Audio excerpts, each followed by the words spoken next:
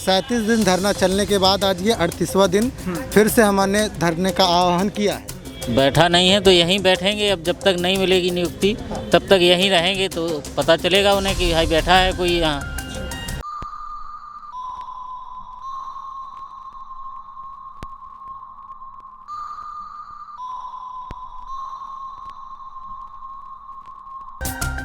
ये तसल्ली है कि नासाद हैं सब, मैं अकेला ही नहीं बर्बाद हैं सब। जावेद साहब आगे लिखते हैं कि तलखियाँ कैसे न हो अशारों में, हम पर जो गुजरी है हमें याद है सब। पत्रकारिता ज़मीन पर बैठकर भी हो सकती है। पत्रकारिता किसी छात्र के फ़ोन करने पर कि भाई साहब हम दोबारा धरना देने जा रहे हैं, आप कवर करने आएंगे कि नहीं, इस तरीके से भी हो सकती है। पत्रकारिता दिल्ली के किसानों के बीच में जाकर उनकी आवाज़ उठाकर भी हो सकती है।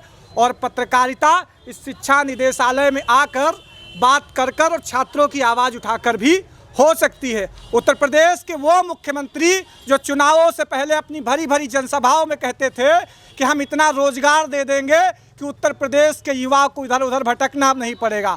आज 4 साल हो गए हैं सरकार बीतने को, न उत्तर प्रदेश के तानाशाह मुख्यमंत्री को फिक्र है, न इस निदेशालय में बैठे न अधिकारियों को फिक्र है। जब बात करने के लिए जाते हैं पत्रकार तो कहते हैं कि हमारे पास समय ही नहीं है बात करने का। याद आती है उस नेता की जिसने कहा था कि सड़कें सुनसान हो जाएंगी तो संसद आवारा हो जाएगी। आज इन छात्रों का शुक्रिया अदा करना चाहिए कि ये सड़कें भरने का काम कर रहे हैं और हम अपनी पत्रकारिता के माध्यम से इनकी आवाज़ उठाने का काम कर रहे हैं। 37 दिन तक आंदोलन चला। यहाँ के डीजी साहब जिन्होंने छात्रों को आश्वासन दिया कि आप 10 दिन बाद आइए, आपकी समस्या का निराकरण। उसके बाद इन मामलों में भ्रष्टाचार इस तरह संलिप्त हुआ कि 22 जनपदों में छात्रों को नियुक्ति पत्र दे दिया गया, किसी किसी को तो विद्यालय भी आवंटित हो गया। कई सारे छात्र आज भी इसी तरह धरने पर बैठे हुए। आज 38वां दिन धरने का मैं इसलिए कहूँगा कि 37 दिन धरना ये चलकर समाप्त होकर आज फिर से शुरू हुआ है।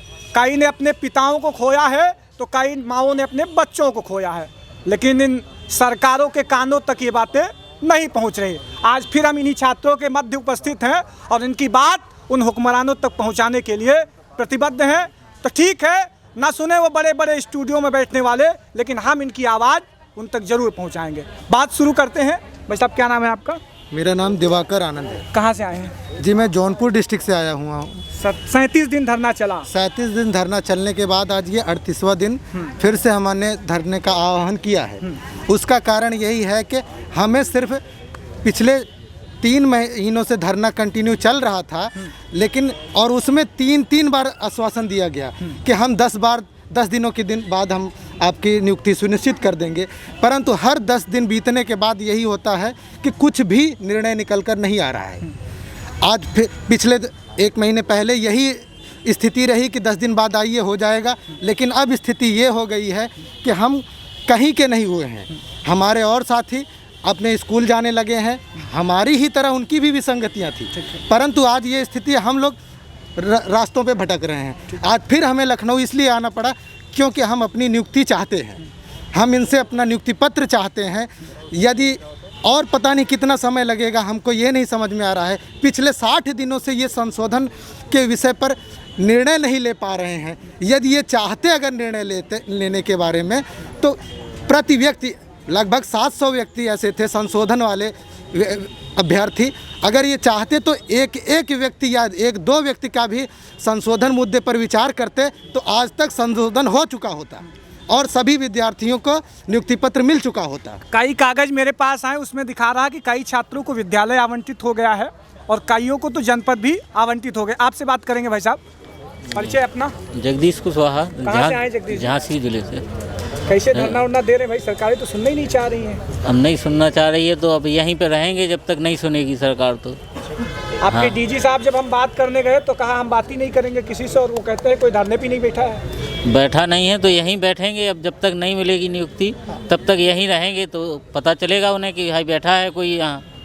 ऐसे तो उन्हें पता नहीं रहता है कि कोई बैठा है। तमाम सारे छात्रों से हम बात करेंगे और उनके बीच जाएंगे। चूँकि हम इस आंदोलन को लगातार 37 दिन से कवर कर रहे हैं, कोई शौक़ नहीं है हमें कि हम भी इस महफिल में आके बैठे। हमारे पास कोई काम नहीं है, बेरोज़गार हैं, ऐसा भी नहीं है। तो हम भी अपनी जिम्मेदारी पूर्णतः निभा रहे हैं, लेकिन इन शासन के अधिकारियों को पता नहीं कब ये पता चलेगा कि ये जब यहाँ पे छात्र बैठे हुए हैं, कम से कम इनकी भी पीड़ा कुछ होती है।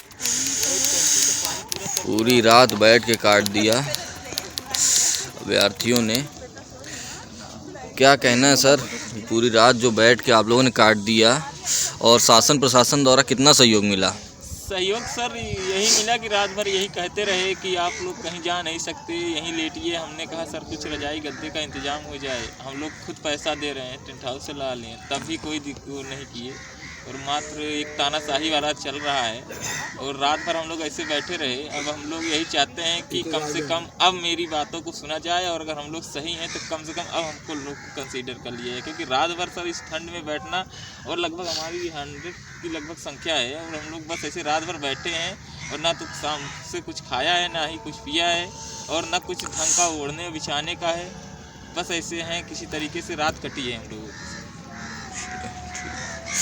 ये देखिए सभी लोग जैसी हालत में सीआरटी में थे वही हालत में इको गार्डन में, और शासन प्रशासन द्वारा कोई भी मदद मुहैया नहीं कराई गई।